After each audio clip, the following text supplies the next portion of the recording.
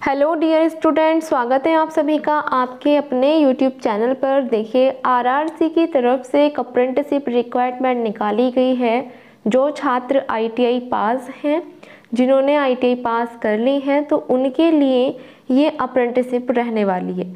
ठीक है, ये है आपकी ईस्टर्न रेलवे की तरफ से। तो यहाँ पर आपका हम देखेंगे कि आपके जो ऑनलाइन डेट है ये कब से स्टार्ट हो रहे हैं।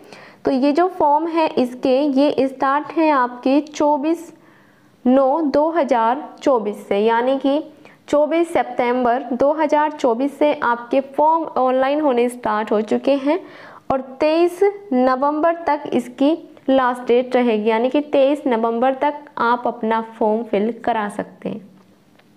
ठीक है, जिन छात्रों की डॉक्यूमेंट अगर पूरे नहीं हैं तो वो अपने डॉक्यूमेंट बनवा भी सकते हैं। तब तक 7 से 8 दिन में आपके डॉक्यूमेंट बन जाते हैं, है ना। तो आप यदि आपका कास्ट सर्टिफिकेट नहीं है तो आप उसे बनवा लीजिए, जल्दी ही बन जाएगा। अब बात करते हैं आगे कि इसमें जो ट्रेड है आपकी किस तरह से यहाँ पर सीटें दी गई हैं ट्रेड को। देखिए, मैं पहले आपको बता दूं कि इस वाली जो रिक्वायरमेंट है इसमें आपको जो आपकी ट्रेड है सीट्स हैं ये डिवीज़न वाइज और वर्कशॉप वाइज यहाँ पर आपकी बांटी गई हैं। ठीक है, तो आप यहाँ पर चेक कर लेंगे कि किस डिवीज़न में किस वर्कशॉप में आपकी ट्रेड को कितनी सीटें दी गई हैं आपकी कैटेगरी से। ठीक है, तो यहाँ पर मैं बात करती हूँ, यहाँ पर आप देख सकते हैं फिटर ट्रेड है। अनरिजर्व कैटेगरी को हावड़ा डिवीज़न से 114 सीटें दी जाती हैं, ईडब्ल्यूएस को 28 और एससी को 42, एसटी को 21, ओबीसी को 76, यानी कि टोटल जो यहाँ पर हैं आपकी ये हैं 281। कहाँ? हावड़ा डिवीज़न। ठीक है, आगे देखते हैं वेल्डर ट्रेड है, मैकेनिक बाइसिकल है, मैकेनिक डीजल है, मशीनिस्ट है, कारपेंटर है, पेंटर है, लाइनमैन है और वायरमैन है और आरएसी है, यानी कि रेफ्रिजरेटर।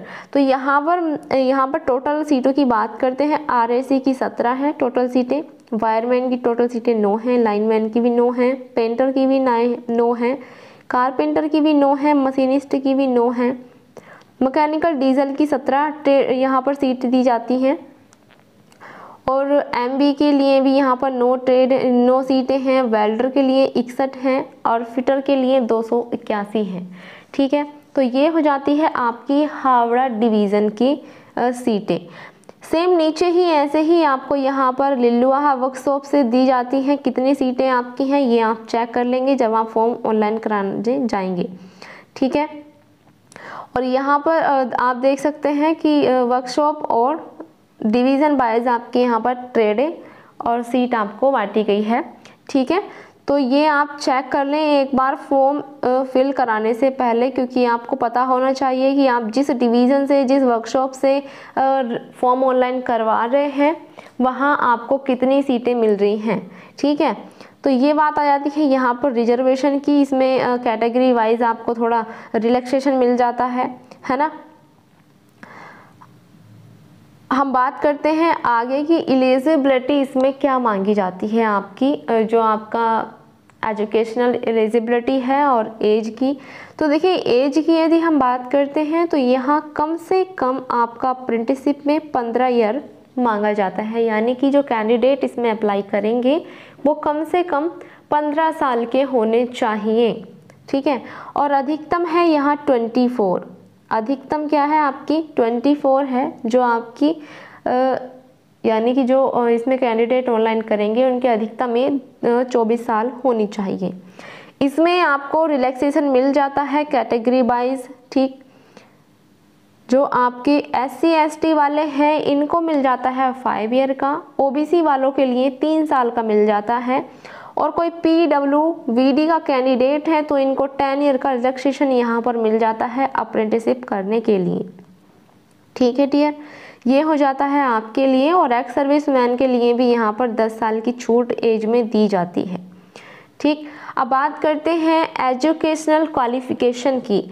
एजुकेशनल क्वालिफिकेशन की मैं बात करूँ तो यहाँ पर सबसे पहले आपका 10 पास आप होने चाहिए। ठीक है, और आप ITI पास होने चाहिए।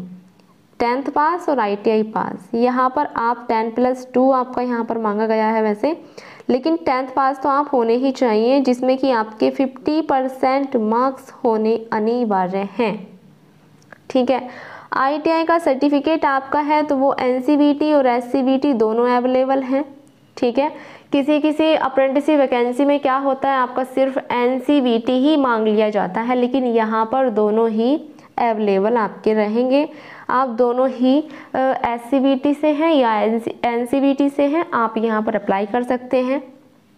ठीक है। मेडिकल फिटनेस में क्या है, आप मेडिकल फिट होने चाहिए।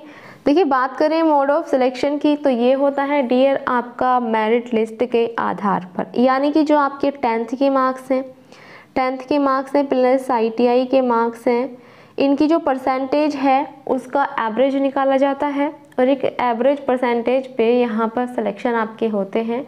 कैटेगरी वाइज यहाँ मेरिट लिस्ट लगती है, उसके आधार पर आपका यदि आप उसमें आपका नेम आ जाता है, आपकी परसेंटेज इतनी है जितनी एवरेज परसेंटेज इन्होंने रखी है, तो आपका यहाँ पर सिलेक्शन हो जाता है। ठीक है। जैसे कि आप यहाँ पर देख पा रहे हैं कि किस तरह से परसेंटेज निकाली जाती है ना। तो ये हो जाता है आपका सिलेक्शन की बात, यानी कि सिलेक्शन आपका कैसे होता है। और डियर ये 1 साल का अप्रेंटिसशिप होता है आपका, यानी कि 1 साल तक ही चलता है, जिसके दौरान आपको स्टाइपेंड के रूप में कुछ सैलरी पे की जाती है, जैसे कि 7,000 से लेके 8,000 तक, और इससे भी ज़्यादा कहीं कहीं किसी कंपनी में मिलते हैं। ठीक है। तो ये हो जाता है आपका स्टाइपेंड। सबसे बड़ी बात ये है कि ये रेलवे की रिक्वायरमेंट है। रेलवेज के अप्रेंटिसशिप करने के बहुत सारे फ़ायदे हैं, है ना। तो रेलवे से यदि आप चाहते हैं कि आप किसी अच्छे डिपार्टमेंट से आप अप्रेंटिसशिप करना चाहते हैं, तो मैं आपको सजेशन दूंगी कि आप रेलवे से कीजिए। रेलवे में यदि आपका सिलेक्शन नहीं होता है तो फिर आप कोई और ही देख लीजिए, क्योंकि यहाँ पर मेरिट हाई जाती। ठीक है। इतनी आसानी से सिलेक्शन नहीं लेते हैं बच्चों का, ये यानी कि मेरिट लिस्ट लगाते हैं और मेरिट लिस्ट में 80+ ही जाती है, 85+ इस तरह से। देखिए, एप्लीकेशन फ़ीस की हम बात करें, जो आपके ऑनलाइन करने की फ़ीस रहेगी ये रहेगी आपकी 100 रुपये।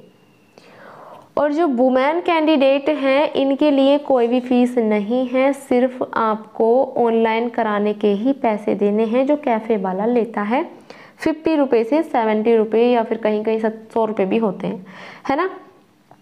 तो ये हो जाती है आपकी फ़ीस की बात। अब देखते हैं अप्लाई कैसे करना है, हाउ टू अप्लाई। तो अप्लाई आप करेंगे, यहाँ पर आपको वेबसाइट दी जाती है रेलवे की, जैसे कि आप देख सकते हैं www.rrcer.org, यानी कि ये वेबसाइट आप देख सकते हैं। इस वेबसाइट से आप ऑनलाइन कर सकते हैं अपना फॉर्म। ठीक है। डॉक्यूमेंट आपको क्या क्या चाहिएंगे, डॉक्यूमेंट आपको चाहिएगा एक फ़ोटो जो पासपोर्ट साइज आपका होना चाहिए, सिग्नेचर आपको चाहिएगा, 10th की मार्कशीट, ITI का सर्टिफिकेट जो आपने NCVT SCVT से ITI की हुई है, और यहाँ पर आपका कैटेगरी सर्टिफिकेट आपका चाहिएगा, SC ST OBC EWS जिससे भी आप हो। ठीक है। यदि कोई कैंडिडेट PWD से है तो उसका सर्टिफिकेट यहाँ पर आप लगाएंगे, तभी आपको यहाँ पर एज में रिलैक्सेशन मिलेगा। ठीक। तो ये हो जाता है आपके डॉक्यूमेंट की बात। तो डियर, आप यदि इसमें ऑनलाइन करने के इच्छुक हैं तो आप अपना फॉर्म ऑनलाइन करा सकते हैं। अपने डॉक्यूमेंट एक बार चेक करा लें, यदि कोई डॉक्यूमेंट आपका बनना है तो आप उसके लिए अप्लाई कर दें, जल्दी ही डॉक्यूमेंट आपका बनकर आ जाएगा और आप इसमें आसानी से फिर ऑनलाइन करा सकते हैं।